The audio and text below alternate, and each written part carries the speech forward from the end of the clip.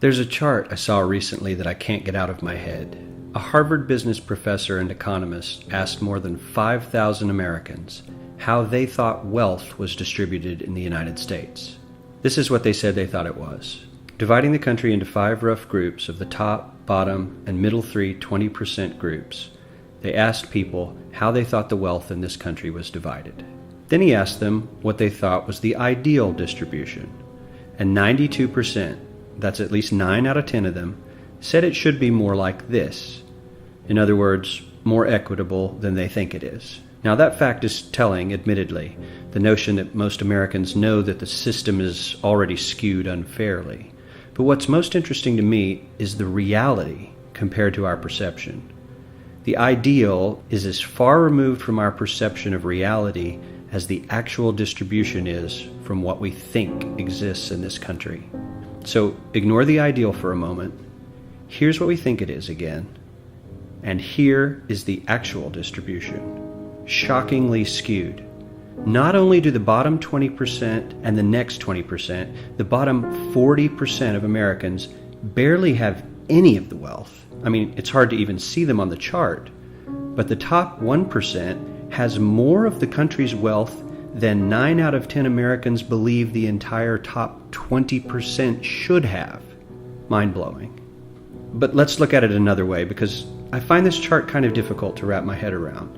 Instead, let's reduce the 311 million Americans to just a representative 100 people. Make it simple. Here they are: teachers, coaches, firefighters, construction workers, engineers, doctors, lawyers, some investment bankers, a CEO, maybe a celebrity or two. Now let's line them up according to their wealth. Poorest people on the left, wealthiest on the right, just a steady row of folks based on their net worth. We'll color code them like we did before based on which 20% quintile they fall into. Now let's reduce the total wealth of the United States, which was roughly $54 trillion in 2009, to this symbolic pile of cash. And let's distribute it among our 100 Americans. Well, here's socialism, all the wealth of the country distributed equally. We all know that won't work. We need to encourage people to work and work hard to achieve that good old American dream and keep our country moving forward. So, here's that ideal we asked everyone about. Something like this curve. This isn't too bad. We've got some incentive, as the wealthiest folks are now about 10 to 20 times better off than the poorest Americans. But hey, even the poor folks aren't actually poor, since the poverty line has stayed almost entirely off the chart. We have a super healthy middle class with a smooth transition into wealth. And yes, Republicans and Democrats alike chose this curve. 9 out of 10 people, 92%, said this was a nice, ideal distribution of America's wealth. But let's move on. This is what people think America's wealth distribution actually looks like. Not as equitable, clearly, but for me, even this still looks pretty great.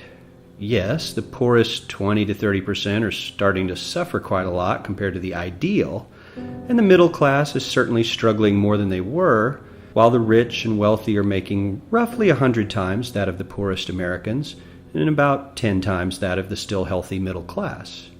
Sadly, this isn't even close to the reality. Here is the actual distribution of wealth in America. The poorest Americans don't even register. They're down to pocket change, and the middle class is barely distinguishable from the poor. In fact, even the rich between the top 10 and 20 percentile are worse off. Only the top 10% are better off. And how much better off? So much better off that the top 2 to 5% are actually off the chart at this scale.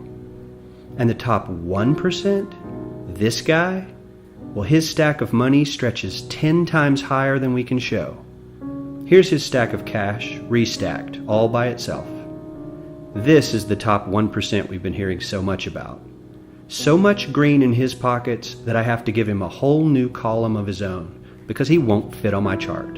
1% of America has 40% of all the nation's wealth. The bottom 80%, 8 out of every 10 people, or 80 out of these 100, only has 7% between them. And this has only gotten worse in the last 20 to 30 years.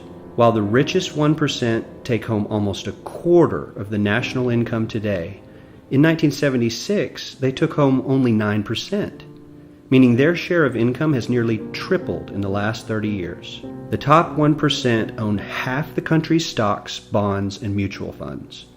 The bottom 50% of Americans own only 0.5% of these investments, which means they aren't investing. They're just scraping by. I'm sure many of these wealthy people have worked very hard for their money. But do you really believe that the CEO is working 380 times harder than his average employee? Not his lowest paid employee, not the janitor, but the average earner in his company. The average worker needs to work more than a month to earn what the CEO makes in 1 hour. We certainly don't have to go all the way to socialism to find something that is fair for hardworking Americans. We don't even have to achieve what most of us consider might be ideal. All we need to do is wake up and realize that the reality in this country is not at all what we think it is.